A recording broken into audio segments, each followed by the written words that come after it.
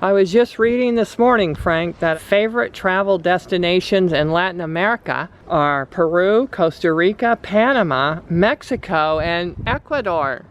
How come is that? Isn't that the ram pumping cities? Countries?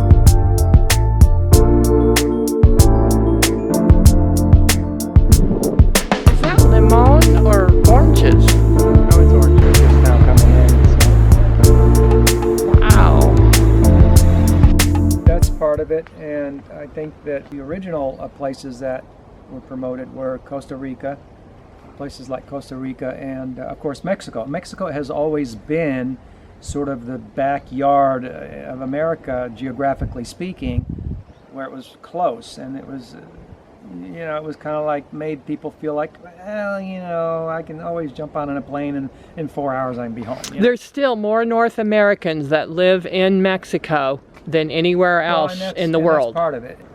And then it went down to Central America, and then you got Costa Rica in the 80s, and then it moved to Panama. Panama opened up, and those are all hubs, San Jose, Costa Rica, Panama City. They're hubs that you can fly out of and go to Miami in 3 hours or something. As the promotions branched out over into further south into Ecuador and Peru, the travel started to get more convoluted. They swept it under the rug. The promotions swept it under the rug and made it sound like it's, and sure, if you're in a hub city like Quito and you're just flying to Miami, yeah, it's a short flight. But, if you're flying from some other city in America and then your destination isn't Quito, it's out, somewhere else, then all of a sudden it becomes just a convoluted flight. There's two stories going on here. There's the story that says, oh yeah, it's a short trip. And then there's a story that says, well, maybe not, maybe it's not a short trip. And I know that a lot of people in Cuenca, Ecuador, left Cuenca, Ecuador because the relatives had to get time off of work. And by the time they spent 2 days to get all the way to Cuenca and then 2 days all the way back, they really didn't leave all that much time. They didn't want to spend their whole vacation doing it. So a lot of people seem to have been leaving for that reason. So it takes about 26 to 28 hours on the airplane because you have layovers and and then by the time you get to Cuenca, the time change. If you're from the West Coast, the time difference is like 3 hours earlier, so you have to take a nap and get used to the time difference. So you're kind of wasting another day when you get to Cuenca.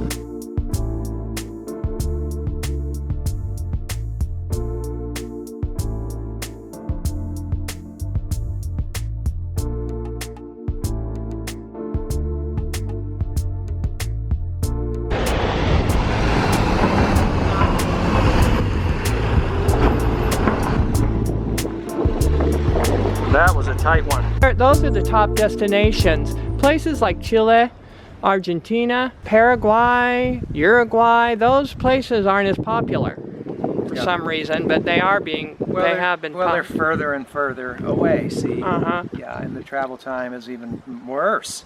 I think that there's a perception that the travel time is really short, which is not completely accurate. There is some accuracy in some instances, but it's not completely accurate. Are we talking tourism or expats? From North America, all of it, everything.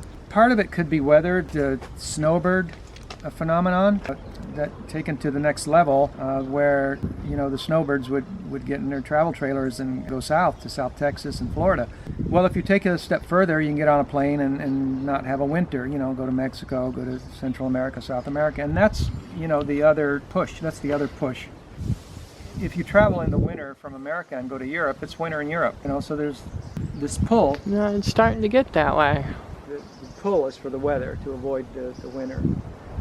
But I will say this about weather, as far as some of the people that are much more north, there was a push in the 80s, a book written by, forget the guy's name, but he wrote Megatrends. And in those days, there was a big trend happening where people were moving south. And we were part of that. We were in that trend. We moved south, and I'll say once we moved south, we never shoveled any snow. This is December 26th, 2010. Sounds like a good day for a snow.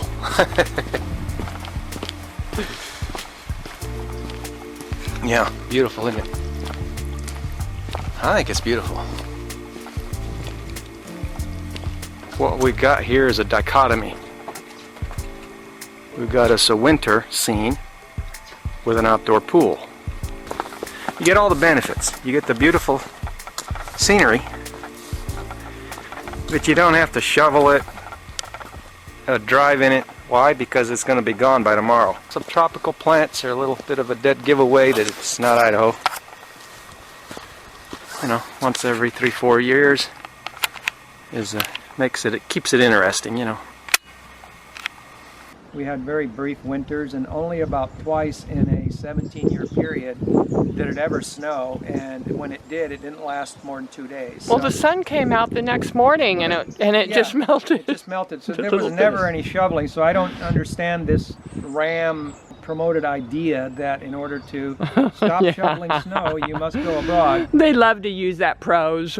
Yeah, and you know, you can go abroad for weather all you want. I'm just saying it's not the only option. Plenty of places. Even in Portland, Oregon, when we lived in Oregon, which we lived throughout Oregon, not just Portland, we didn't do any shoveling. I mean, they get their little ice. They get their ice storms, you know, and such, and they get a little bit of freezing, but it's just not the scene there. Is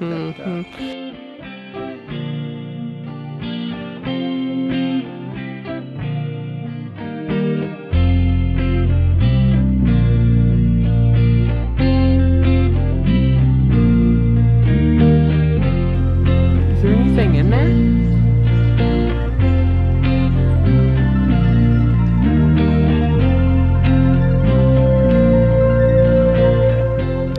I think Panama's bubbling right now. I just am seeing more and more about Panama. Yeah, and unfortunately, this is going to continue because these places, it's not going to stop snowing. Like it or not, there is so much misinformation on the internet, especially on social media, about going abroad that people are just going to keep buying into it and doing it. You know, this idea that Panama is super cheap is something I'm seeing, especially now that it is bubbling again and it is being heavily promoted again. And so now you're seeing again all over, especially in Facebook groups, the idea that Panama is cheap. And I want to talk about briefly, people will tell you that doctor's visits are $15. Well, you know, I can understand if you're coming from a country where the healthcare system is all messed up and the prices are outrageous and everything, and even for just a doctor's visit, it's really high. I can understand how that might sound really enticing. But here's the thing about that. Panama doesn't have a monopoly on that kind of price structure. The healthcare system in America has been out of whack for years, okay, because of certain monopolistic behaviors. I'm just saying that the people all over social media saying how cheap it is, and one of the things they're saying is cheap is the doctor's visits. If you're coming from a North American country and you know you're coming from this monopolistic, just crazy pricing structure, all the rest of the world, just about the rest of the world, okay? Because I don't know, there may be some exceptions.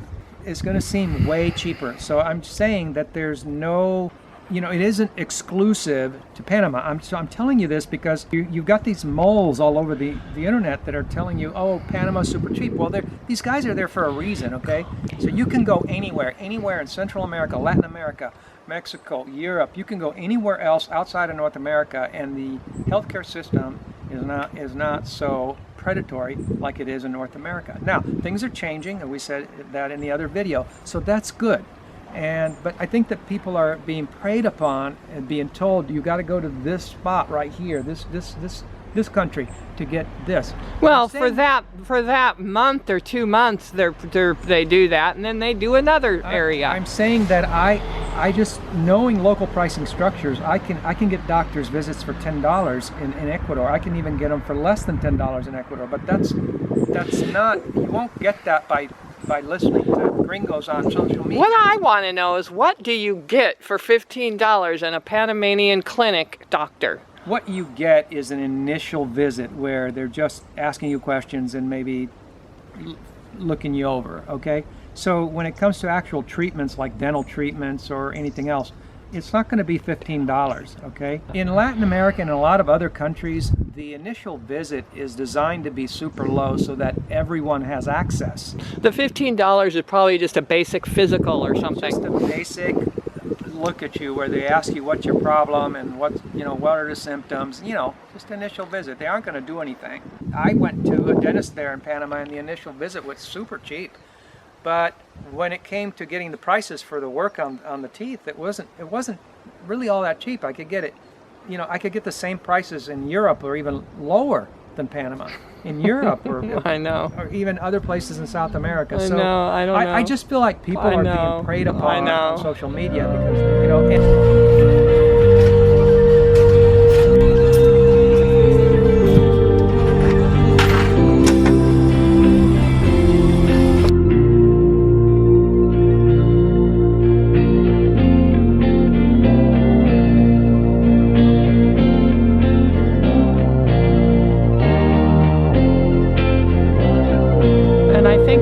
reason that expats, well, North Americans, they're not expats yet if they haven't moved there, but that they focus on these Latin American countries that we brought up, which were Ecuador, Peru, Costa Rica, Panama, and Mexico, is because it's less expensive. I don't like the word cheaper. Yeah, so we said that their focus is the healthcare and the weather, and then that it's overall just less expensive. Our experience is that less expensive is relative depending on where people are coming from and what they're comparing it to, because when we analyze local pricing structures, we find that it's less expensive everywhere we go. Everywhere we have been so far is less expensive than any ram pumped bubble area, but not necessarily less expensive than the States if you are living on a pricing structure of an insider in the States. And that's something we excelled at. I mean, we made a real study of it. And that's another area that we excel at and that we also help people in. But well, we're doing it in Italy. But a lot of people don't have the insider view of pricing structures in the States. A lot of people do, but a lot of them don't.